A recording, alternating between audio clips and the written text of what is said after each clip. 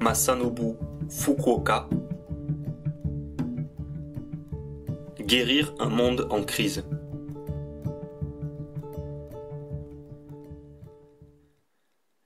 Récemment, j'ai lu l'étude d'un professeur, je ne me souviens pas de son nom, sur les déserts d'Iran et d'Irak. Il conclut qu'il vaudrait mieux laisser les déserts tels qu'ils sont et s'abstenir d'intervenir. Il y a effectivement la théorie qu'il serait préférable de laisser les déserts d'Afrique et leurs conséquences en termes de problèmes de santé publique suivre leur cours, entre guillemets, naturel. Avant d'en venir à ces questions, il faudrait se demander ce qui est normal et ce qui est anormal. Si un désert survient naturellement, il vaut alors mieux ne pas intervenir. Mais s'il existe par suite de conditions anormales, nous n'avons alors d'autre choix que de le restaurer pour qu'il retrouve la santé. Il est clair que, dans bien des régions désertiques, la nature a été poussée au dépérissement et la nourriture est devenue rare, conséquence de l'activité humaine. On doit ensuite payer le prix et assumer notre responsabilité en réparant les dommages. Si l'on examine scientifiquement ce qui est bien ou mal, sain ou malsain, pour la terre et la santé des êtres humains, on pourra peut-être comprendre, mais il n'y a pas de normes absolues pour émettre de tels jugements. Il vaut mieux considérer toute chose depuis le début avec une grande ouverture d'esprit. Remise en état de la terre et de ses habitants. Avec notre système habituel d'observation et de jugement, les hommes ne peuvent pas déterminer si les déserts sont une sorte de cancer qui rend la terre malade, ou un phénomène d'auto-nettoyage, un changement par lequel la terre atteint l'équilibre. On estime que l'accroissement de la population en Afrique, en Chine et en Inde est tragique. Mais qu'est-ce qui a amené la disparition de la végétation et la rareté de la nourriture? Dans le passé, le présent et le futur, la véritable disposition de la nature est tournée vers l'abondance pour les êtres humains et toutes les espèces. Ainsi la question ne devrait pas être « Pourquoi y a-t-il trop d'hommes ?» mais plutôt « Qui a créé la rareté dans laquelle ils sont nés ?» et finalement « Comment guérir la terre pour qu'elle puisse nourrir les générations futures ?» Il est trop simple de débuter et finir la conversation par une vue limitée de surpopulation. Il vaut mieux demander « Pourquoi les gens doivent-ils souffrir ainsi ?»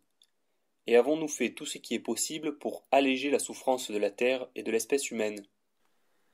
Il importe de réfléchir sur ce qui s'est passé historiquement au regard de l'agriculture et de la médecine.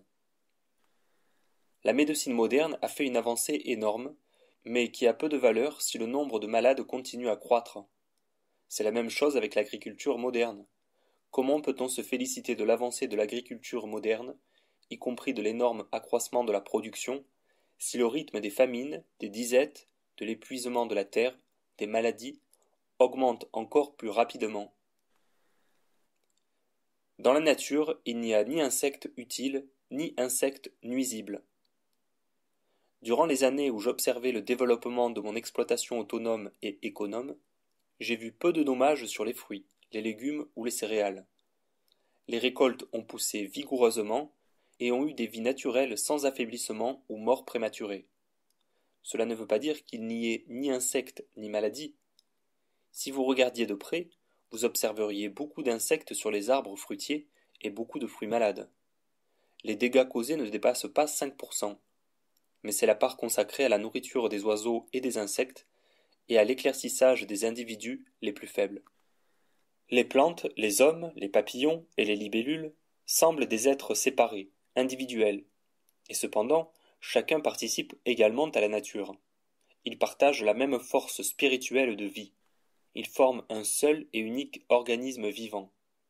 Parler des créatures en termes d'insectes utiles ou nuisibles, bactéries pathogènes ou oiseaux gênants, est comme dire que la main droite est bonne et que la main gauche est mauvaise. La nature est un cycle sans fin, où toute chose participe à la même danse de la vie et de la mort, vivent ensemble et meurent ensemble. Médecine orientale et occidentale. Dans la médecine occidentale, on commence par examiner le corps pour déterminer les parties malades, puis on essaie de guérir la maladie. Ensuite, les médecins travaillent les symptômes. Si vous souffrez de la tête, les médecins vous ordonneront un scanner, analyseront les résultats, enlèveront chirurgicalement les parties anormales et feront de leur mieux pour réparer la zone. Dans la médecine orientale, les médecins commencent par regarder les yeux et l'aspect de la peau, en écoutant ce que dit le patient et contrôlant sa santé complète, physique et mentale. L'objectif principal est de trouver ce qui constitue la santé d'ensemble de l'individu. On pense que finalement, les deux méthodes soigneront efficacement. Mais en fait, elles vont dans des directions opposées. On peut y voir aussi deux pôles. Le but de l'un est de soigner la maladie, le but de l'autre est de maintenir en bonne santé. Quand on utilise l'approche médicale occidentale spécialisée, on met de côté la question de savoir ce qui donne vie et santé au corps considéré dans sa totalité. En d'autres termes, la médecine moderne occidentale place le corps humain au-dessus de l'esprit. Cette séparation est un point de départ pour l'anxiété émotionnelle chez les gens d'aujourd'hui. La médecine orientale, quant à elle, regarde la forme naturelle de la personne et le degré de santé du corps et de l'esprit, et cherche comment préserver cette santé. Ce qui est considéré comme corps et esprit sains doit être basé sur la forme naturelle. Mais dans la société contemporaine, il devient extrêmement difficile de maintenir la forme naturelle, ou même de se rappeler ce qu'elle était à l'origine, car les gens vivent de plus en plus dans leur tête et sont déconnectés de leur corps. Pour que l'être humain trouve quelle est sa forme naturelle, il est nécessaire de considérer quelle doit être la relation juste entre l'homme et la nature, et comment il devrait vivre pour concrétiser et mettre en pratique cette relation. Il y a eu récemment un grand remue-ménage sur la question de la mort du cerveau. C'est un point confus qui comporte la question de la vie et de la mort biologique des êtres humains, et soulève des questions morales. L'implication des points de vue religieux sur la vie et la mort complique encore plus la question. Les médecins, attachés surtout au maintien en vie à tout prix, essaient souvent de prolonger la vie biologique, même s'il n'y a ni joie ni espoir. Ils brouillent la frontière entre vie et mort, s'écartant du royaume de la science. Médecins et infirmières doivent être des guides de vie. Ils ne doivent pas se spécialiser uniquement dans la guérison de la maladie et émettre leur avis sur la souffrance et les médicaments, ce qui veut dire qu'il y aura des moments où ils devront donner aux gens le bien-être de vivre dans la vérité et surveiller simplement la séparation et la mort. On pourrait dire que c'est le traitement ultime le plus humain. Quant à la question de la vie et de la mort, je pense qu'il vaudrait mieux que les gens observent comment les cycles de vie et de mort se produisent dans la nature. Imaginez une prairie remplie de fleurs sauvages et de trèfles sucrés, avec des abeilles et quelques faons tachetés broutant dans le soleil. Imaginez le cycle des saisons, les rythmes de croissance et de déclin, la beauté sans fin. On n'arrive jamais à comprendre les voies magnifiques de ce monde, mais n'est-ce pas suffisant de jouir tout simplement de notre temps ici-bas et de rendre grâce? Finalement, c'est l'amour vraiment qui soutient notre esprit. Vie sans amour, vie sans joie, comme une prairie vide qui n'attire pas la vie sauvage, conduit à un environnement déplaisant, un corps maladif et une existence triste. J'ai demandé à un jeune japonais où il trouvait le bonheur. Il dit: « Je suis heureux si ma vie est pleine de bonne nourriture et de beaux habits, un bel endroit pour vivre, une voiture, du temps pour les loisirs et des voyages dans les pays étrangers. » À la même question, un jeune Népalais répondit de cette manière: « Depuis que j'ai lu La Révolution d'un seul brin de paille, j'ai appris que la vraie joie vient de la nature et que nous pouvons la trouver en abandonnant nos attachements. L'un essayait de trouver la joie au milieu de la société humaine, l'autre au milieu de la nature. L'un s'accrochait au matérialisme, tandis que l'autre cherchait à être guéri. Dans le désert, on peut entendre le bruit du vent et du sable. C'est un son triste, sec, une musique chuchotante, un peu lugubre. Le braiement triste d'un âne que j'ai entendu dans la savane africaine traîne encore dans mes oreilles.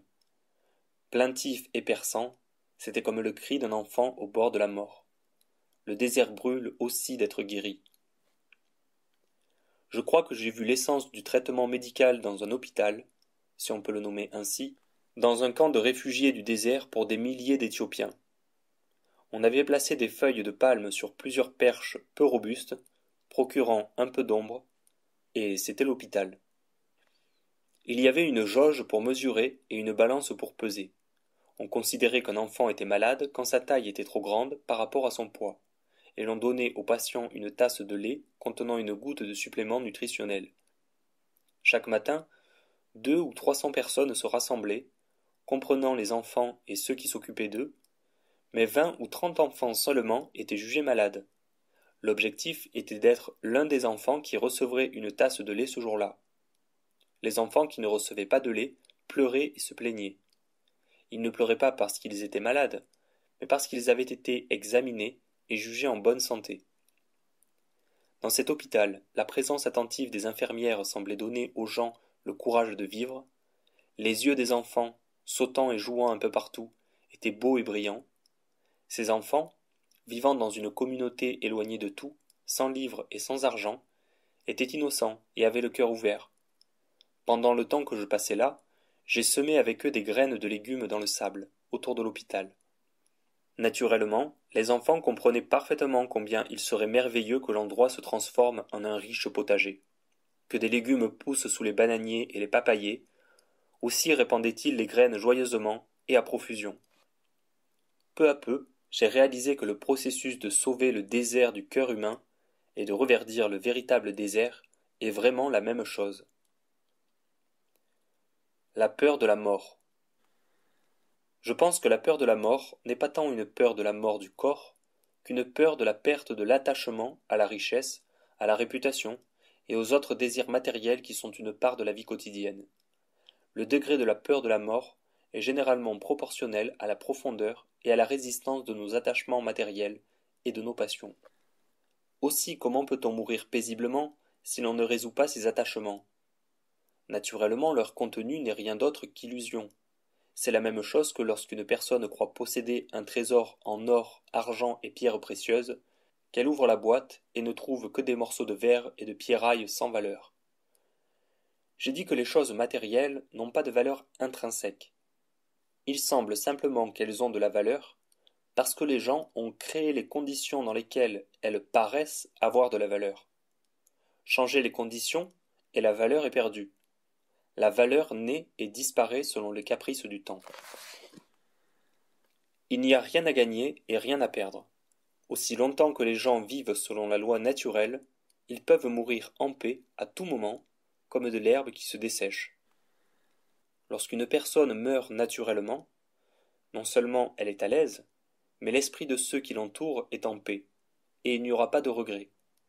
En fin de compte, celui qui annonce la venue de la mort et prononce les derniers mots n'est pas le prêtre ni le médecin, mais la nature. La seule chose que l'on puisse décider est la manière dont on peut le mieux mourir en se soumettant à la volonté de la nature. Note. Monsieur Fukuoka mourut le 16 août 2008 à l'âge de 95 ans. Sa santé avait décliné depuis l'automne 2007. Depuis août, il demanda à son médecin d'arrêter les traitements. Il mourut peu après, paisiblement chez lui, pendant la fête d'Obon. Au Japon, Obon est un congé du milieu de l'été, quand les ancêtres visitent les vivants pendant 3 jours. C'est un moment joyeux. Les villageois entretiennent les tombes et les enfants courent et jouent ensemble. La 3e nuit, les ancêtres s'en vont d'une fête d'adieu, avec des chants, des danses et un feu d'artifice. Monsieur Fukuoka mourut la 3e nuit d'Obon. Retour au texte. L'importance de la spiritualité. Les gens en concluent que la vie et la mort des autres choses vivantes est la vie et la mort du corps physique.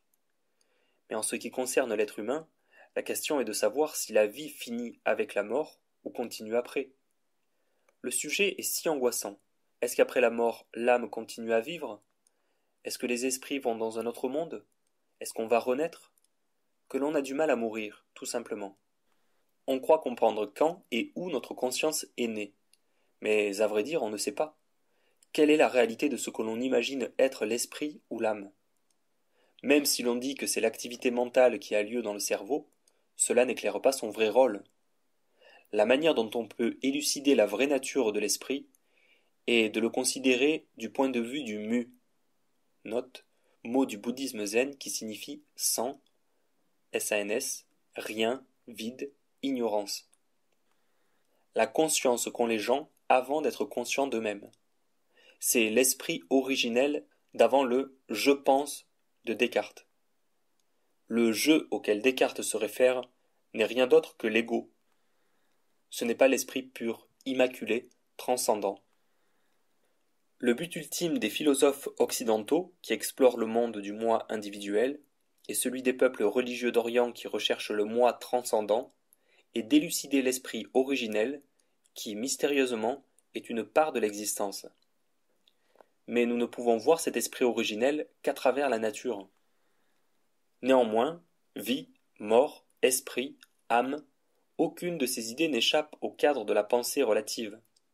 Elles ne sont rien d'autre que des notions abstraites construites sur des jugements et des raisonnements de la pensée humaine. On a créé un monde de fantômes appelé l'au-delà.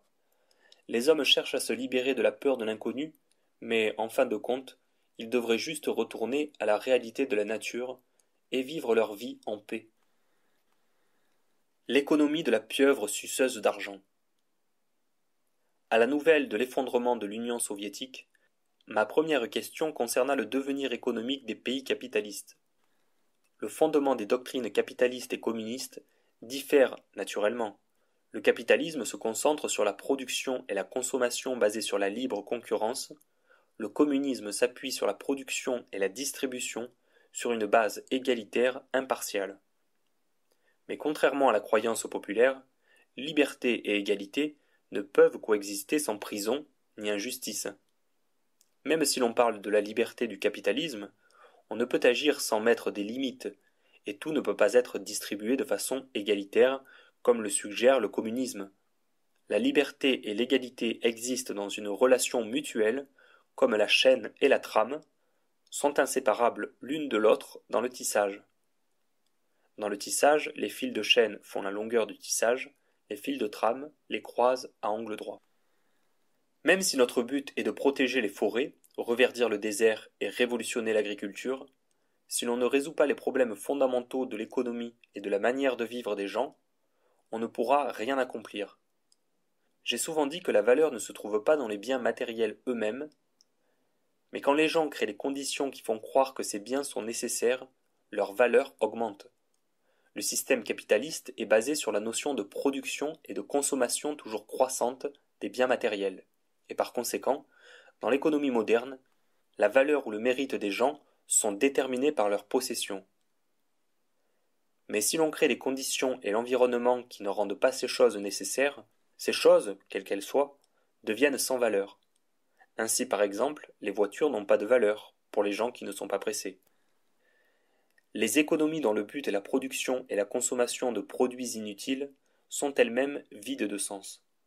On pourrait parfaitement faire son chemin sans biens inutiles si l'on vivait une vie dans laquelle la nature nous procurait tout, en supposant évidemment que l'on ait accès au monde naturel.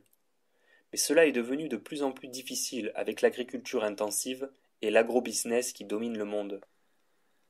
On peut demander au capitalisme: pourquoi les êtres humains ne sont-ils pas satisfaits comme les oiseaux? Que vont-ils pouvoir glaner? Pourquoi gagnent-ils leur pain à la sueur de leur front et souffrent-ils tant? Note: c'est une référence à l'Évangile selon saint Matthieu, chapitre 6, versets 25-34. Regardez les oiseaux du ciel, ils ne sèment ni ne moissonnent, ni ne récoltent en des greniers, et cependant votre Père des cieux les nourrit. Regardez les lys des champs, ils ne filent ni ne tissent, et cependant, je vous le dis, Salomon lui-même dans toute sa gloire n'était pas aussi bien vêtu que l'un d'eux. Je me rappelle encore ces paroles d'un membre d'une tribu éthiopienne qui rejetait d'emblée mes idées sur l'agriculture du non-fer. Me demandez-vous de devenir un paysan? Me dit-il. Être attaché au sol et accumuler des choses sont les actes d'une personne avilie. Les paroles de ce fier nomade sont une critique perspicace de la société moderne.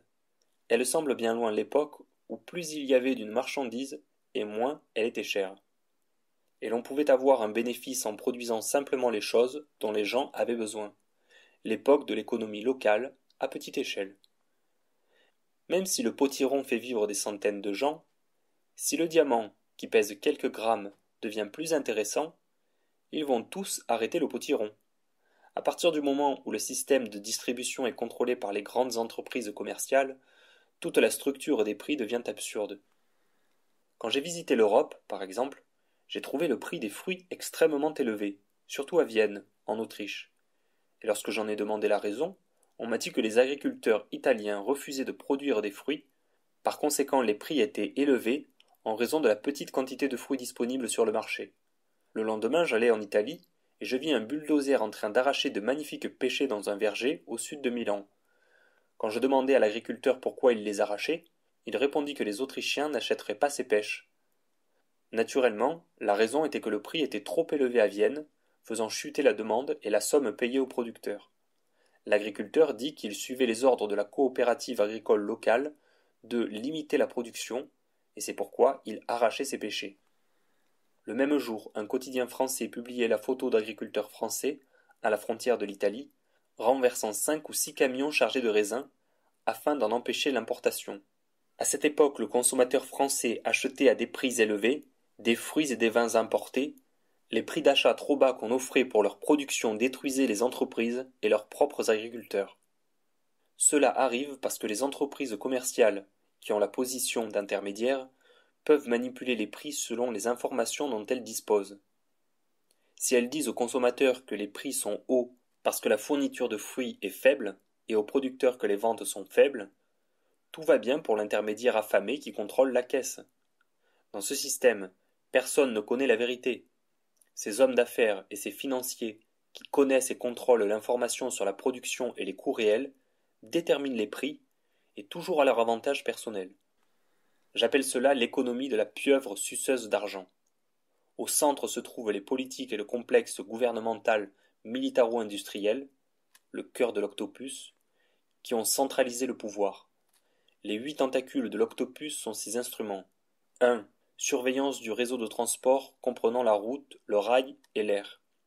2. Contrôle de l'administration des transports. 3. Direction des communications. 4. Établissement d'un réseau d'information économique. 5. Direction de l'éducation et de l'administration. 6. Contrôle des institutions financières. 7. Contrôle de l'information. 8. Contrôle des ordinateurs personnels des citoyens et de l'enregistrement. Grâce à ces 8 tentacules, tout est ramené au centre. Bien que cela s'effectue sous le nom de stimulation économique des régions excentrées ou de soutien à la culture régionale, la richesse s'accumule en fin de compte au centre. La serviette que l'octopus a nouée autour de sa tête, comme un faiseur de sushis, est un anneau d'argent, et cet argent, tel un aimant, attire plus d'argent par ses 8 tentacules. L'argent attire l'argent, et il en va toujours ainsi. Et à quoi sert cette richesse? Elle sert à établir un pouvoir plus centralisé et à augmenter l'armement, plus de combustible pour le ventre de l'octopus. Ce qui conduit à enrichir l'État et à accroître sa force militaire, qui aboutit à l'ambition folle de contrôler le monde. Mais à grande montée, grande chute. Soit l'octopus sera pêché par un maître pêcheur, soit il mangera ses tentacules par autodestruction. Cette danse tragique de l'octopus suceur d'argent se joue sur le dos du peuple et des agriculteurs. Finalement, avec ses tentacules s'agitant furieusement dans toutes les directions, l'octopus n'est rien d'autre que la comédie humaine. Cela me rappelle l'époque où j'allais visiter le lieu de naissance de Shakyamuni Bouddha, à Lumbini, au Népal. Alors je me reposais sous un figuier, dans l'épaisse brume matinale. Quelques paysans locaux apparurent par groupes de 2 ou 3 et marchèrent autour du lac devant moi. Ils tournaient leurs moulins à prière et psalmodiaient, puis ils disparurent. Le temps s'arrêta pour moi. À ce moment-là, je crus entendre la voix du Bouddha. Pendant mon voyage de retour, ce jour-là, une personne responsable de la maintenance des sites bouddhistes sacrés me montra un projet établi par un architecte japonais pour transformer cet endroit en un site touristique. Je fus choqué. Il prévoyait de relier le lac à une série de canaux pour permettre aux gens de rendre leur culte depuis des bateaux d'agrément. Au centre du parc, des répliques des grands temples, églises et tombeaux du monde seraient construits pour servir d'hôtels. L'idée était de rendre la visite des lieux sacrés plus pratique et de réduire le temps nécessaire pour atteindre l'esprit de Bouddha. Ai-je même besoin de dire qu'il est impossible de saisir la vraie forme du Bouddha par des parcs à thème religieux et des lanternes tournantes? Le gouvernement est fier que le Japon soit devenu une puissance économique. La majorité des gens considèrent qu'ils appartiennent à la classe moyenne, mais chacun sent que la prospérité est menacée par une crise économique. prospérité et crise économique à venir sont inséparables l'une de l'autre. Il n'y a pas longtemps, plus de 80% des Japonais étaient des paysans. Le commerce et la production industrielle n'occupaient qu'une petite fraction du peuple. Maintenant, c'est le contraire. Les industries primaires de production agricole occupent à peine 5% de la population, et les industries et le commerce du secteur secondaire ont été dépassés par le tertiaire. Si un typhon économique survenait, la dépression détruirait certainement cette structure. Le paysage agraire que l'on voyait jusqu'à récemment au Japon existe encore dans les villages agricoles de bien des régions d'Afrique, d'Inde et d'Asie. L'un des outils agricoles le plus en usage dans beaucoup de villages indiens est encore aujourd'hui la charrue à buffle. J'ai ressenti une grande fierté dans les paroles d'un paysan qui me vantait les formes de sa charrue qui n'avaient pas été améliorées depuis 3000 ans. À la base des pays soi-disant sous-développés, on trouve une fière éthique agraire. Si ces économies locales se mettaient à imiter les pays développés, prenant pour modèle la concentration du pouvoir avec monopole économique, l'économie populaire serait sacrifiée, le peuple s'appauvrirait, tandis que les profiteurs du pays prospéreraient temporairement. Ces paysans pleins de dignité que j'ai rencontrés considèrent les gratte-ciel des pays développés comme les pierres tombales de l'espèce humaine. Je me souviens d'un chant populaire thaï qui dit « Il y a du riz dans les champs, il y a du poisson dans l'eau. Le marchand ambulant annonce sa marchandise en criant « Tu peux acheter ce que tu veux, nous avons semé des graines, dépêche-toi de leur donner de l'eau, sinon elles mourront. Cette nuit, la lune est pleine. » Ce chant célèbre la joie de croire que le plus grand bonheur se trouve dans la vie simple des paysans. L'illusion de la loi de causalité. Des savants ont découvert que si l'on gèle une tasse d'eau, elle se transforme en glace, et si on chauffe la glace, elle redevient de l'eau. En répétant ce type d'expérience, ils ont vu qu'il y a une cause et un effet au changement de la matière. Quand l'eau de mer est chauffée par le soleil, elle se transforme en vapeur, s'élève dans le ciel pour former les nuages, devient de la pluie, qui tombe sur la terre, s'écoule, forme des ruisseaux et des rivières, et retourne à la mer. Par ce cycle, les météorologues discernent la cause de la pluie et des nuages, et pensent avoir saisi la vraie nature de l'eau. Mais ils ne comprennent pas la cause première qui explique pourquoi il y a de l'eau sur la terre, et pourquoi les nuages flottent dans le ciel. Quand les ingénieurs prennent des mesures pour combattre la désertification, ils commencent par examiner ces causes et les résultats apparents. Ils mènent des études sur l'environnement du désert, le climat, le sol et l'écologie des organismes vivants, puis ils créent un plan de reforestation. En d'autres termes, comme pour la médecine occidentale, ils conçoivent un traitement local et rapide des symptômes. Mais les causes auxquelles ils appliquent leurs remèdes ne sont pas les vraies causes, les causes fondamentales. Leurs contre-mesures ne servent pas à guérir, mais à étendre le problème. Parlons un moment de mon expérience sur les forêts de pins du Japon. De magnifiques pins verts, poussant près des plages de sable blanc, ont longtemps été un paysage typique des îles japonaises. Mais au milieu des années 70, les pins commencèrent à mourir par-ci par-là. En quelques années, les splendides pins couvrant les collines ont tous disparu dans beaucoup de régions du Japon. L'Office régional des forêts détermina que la source du mal était un nématode amené par un coléoptère à longues antennes, Long Horned Beetle. Pendant les 10 dernières années, ils ont mené une lutte chimique par sulfatage aérien pour essayer d'éradiquer le coléoptère. Mon village se trouve dans une région de forêts de pins rouges qui nourrissent le champignon Matsutake, un champignon mycorhize très prisé en cuisine pour son parfum. J'étais incapable de rester assis à regarder mourir l'un après l'autre les grands pins verts autour de mon exploitation. J'avais également des doutes sur la manière dont l'Office des forêts avait déterminé que le coléoptère et le nématode en étaient la cause. Aussi je mis en œuvre mon expérience passée dans la pathologie des plantes, et pendant plus de 3 ans, je fis des recherches dans l'une de mes huttes sur la colline. La théorie de l'Office des forêts était que lorsque les coléoptères déposaient leurs œufs au sommet des pins, les nématodes vivaient en association avec les coléoptères envahissant les pins, pénétraient dans le système vasculaire de l'arbre et se multipliaient, bloquant le passage de l'eau et des nutriments dans le tronc et les branches. On disait que c'était la cause de l'affaiblissement soudain et de la mort des pins. Mes expériences pourtant donnèrent un résultat complètement différent. Tout d'abord, Des pins en bonne santé ne meurent pas, même si on leur inocule des nématodes. Deuxièmement, dans les troncs des pins en bonne santé, je n'ai pas trouvé les champignons filamenteux qui nourrissent les nématodes, selon l'Office des forêts, les moisissures bleues et noires non spécifiques, et les nématodes ne peuvent pas vivre sur la sève des pins seuls. Quand j'ai étudié les troncs des pins qui avaient commencé à montrer des signes de dépérissement, j'ai découvert 3 ou 4 types différents de champignons pathogènes, eumycètes, qui n'avaient même pas été mentionnés. On pense que ces organismes ont été introduits avec du bois de construction importé, mais même quand j'inoculais au pin l'if produite par ces champignons, elle avait peu d'effet sur la santé générale de l'arbre.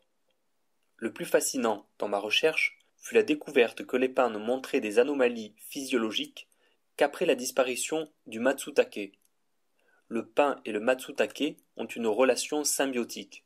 Le matsutake pénètre dans le sol en cassant les minéraux, il absorbe de minuscules quantités de leurs nutriments qu'il fournit alors au pin. En d'autres termes, le déclin des pins et la soudaine disparition du matsutake, qui se produit dans tout le Japon, semblaient en relation directe. Qu'est-ce qui a provoqué le changement parmi les communautés de micro-organismes du sol des forêts de pins au Japon? Il est de notoriété publique que le sol des forêts de pins est de plus en plus acide, et cela seul est capable de provoquer le changement parmi les micro-organismes. Je crois que la pluie acide est la source de l'acidité, mais je ne peux pas l'affirmer avec certitude. Je n'ai pas encore conclu, mais concernant la cause, les résultats de ma recherche attestent une direction complètement différente de celle de l'Office des forêts. La source du problème n'est pas un nématode gênant, mais plutôt la mort du matsutake, et il en résulte que les pins s'affaiblissent. Des champignons filamenteux ont envahi leurs troncs, et finalement les nématodes qui se nourrissent de ces champignons ont envahi les pins.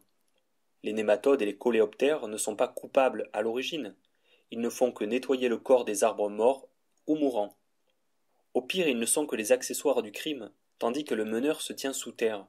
Mais même si ma théorie est correcte, et si le brouillard et les pluies acides deviennent la source du problème, nous sommes presque revenus à notre point de départ.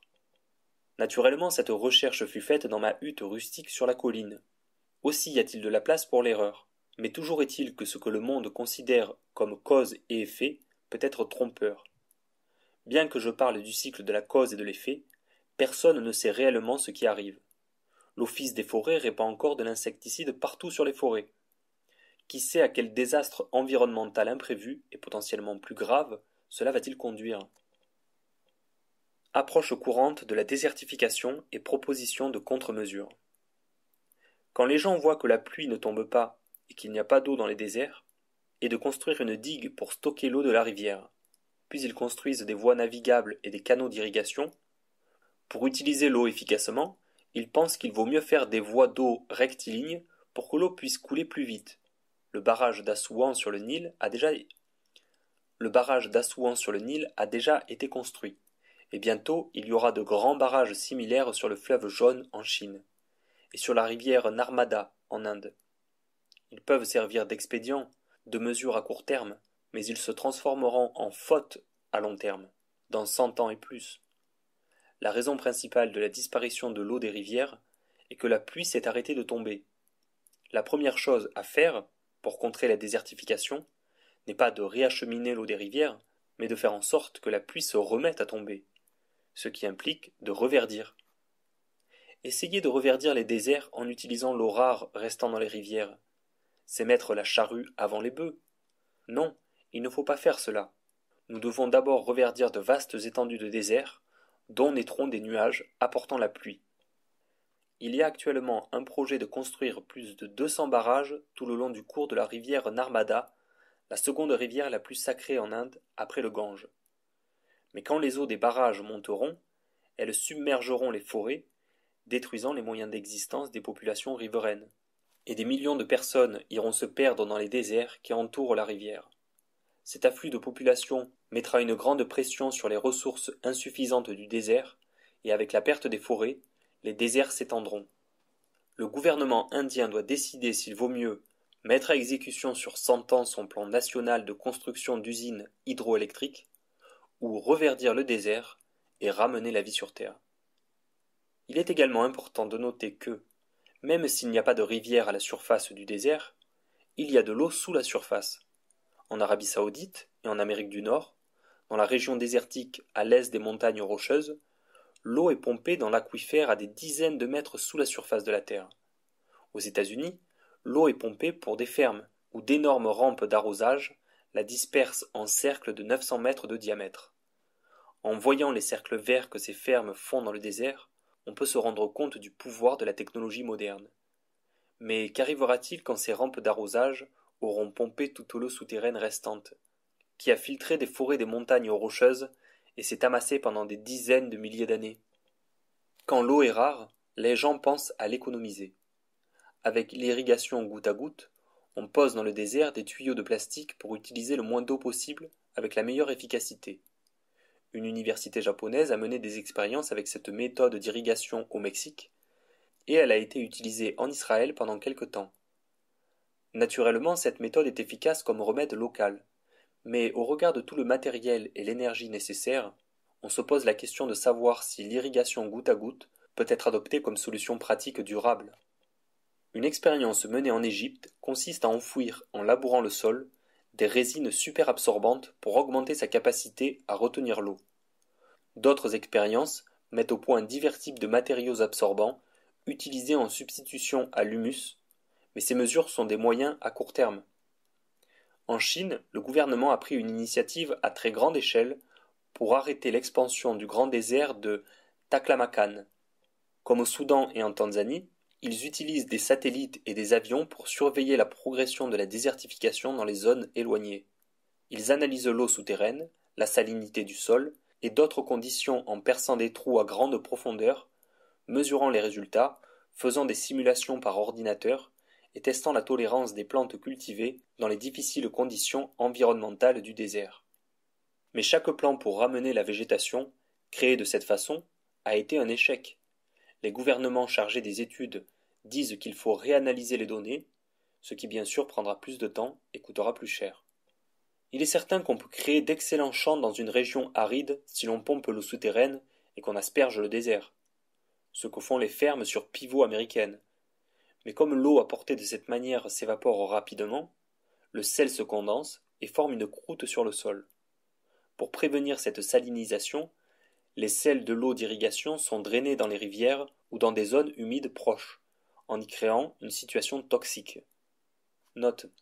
Un tragique exemple bien connu se produisit sur la partie aride à l'ouest de la vallée de San Joaquin en Californie. On pompait l'eau dans un aquifère pour évacuer les sels du sol des champs de coton et d'autres cultures. L'eau d'irrigation chargée en sel fut alors drainée au refuge pour la vie sauvage du Kesterson, causant l'accumulation de sels toxiques et de sélénium. Le sélénium se trouve dans la nature où il n'est pas dangereux en petite quantité, mais à cette haute concentration il était mortel. En 1983, de grandes quantités de poissons furent trouvés morts, ainsi que des milliers d'oiseaux, morts et déformés. La pratique fut arrêtée en 1985, mais il reste encore de fortes concentrations en sélénium, plomb, bore, etc. Retro texte. Les méthodes telles que celles utilisées en Arabie Saoudite, Israël et ailleurs, consistant à filtrer l'eau de mer sur une membrane synthétique en résine qui retient le sel et rend l'eau de mer fraîche et pure, la faisant circuler pour pouvoir créer des exploitations au milieu du désert, ne sont elles aussi que des mesures à court terme, qui requièrent d'énormes quantités d'énergie. Certains pensent que pour accroître la quantité du végétal sur Terre, il vaut mieux planter des arbres à croissance rapide. Diverses essences à croissance rapide, comme l'eucalyptus, sont plantées aujourd'hui partout dans le monde, mais ces arbres exigent généralement beaucoup d'eau quand ils sont jeunes, aussi devra-t-on faire un effort soutenu pour les arroser correctement. Quand les arbres sont arrosés superficiellement, le sol devient compact, et l'eau ne peut pas percoler profondément dans le sol. Les racines ne peuvent pas s'étendre, et en fin de compte, vous auriez pu aussi bien verser l'eau sur des rochers chauffés. C'est pour cette raison que beaucoup d'arbres dépérissent et meurent. La désertification causée par les moutons, vaches et chèvres est également un problème sérieux.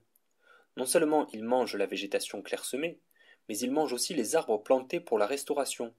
On doit donc décider comment contrôler le nombre d'animaux domestiques et leur gestion, un système qui favorise leur santé et la régénération du sol qu'ils broutent, en même temps qu'on traite le problème de la population mondiale.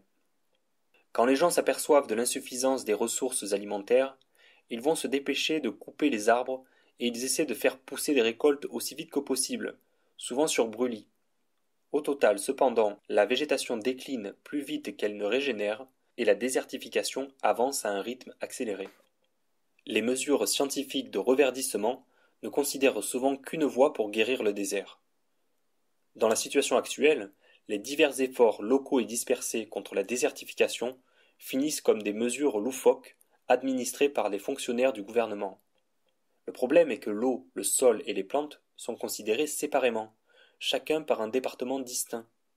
Une solution durable ne sera jamais trouvée de cette manière.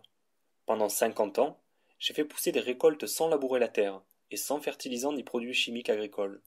Je n'ai pratiquement rien fait et la terre de mes champs est devenue la meilleure terre de mon village. J'ai simplement répandu des graines dans des boulettes d'argile que j'ai recouvertes de paille et j'ai fait pousser une couverture du sol vigoureuse comprenant trèfle blanc et vesse. J'ai apporté des outils à la nature et puis je me suis fié à sa propension à la fertilité. Bien que le climat et les autres conditions ne soient pas les mêmes, je crois que cette méthode basique fonctionnera aussi pour reverdir le désert.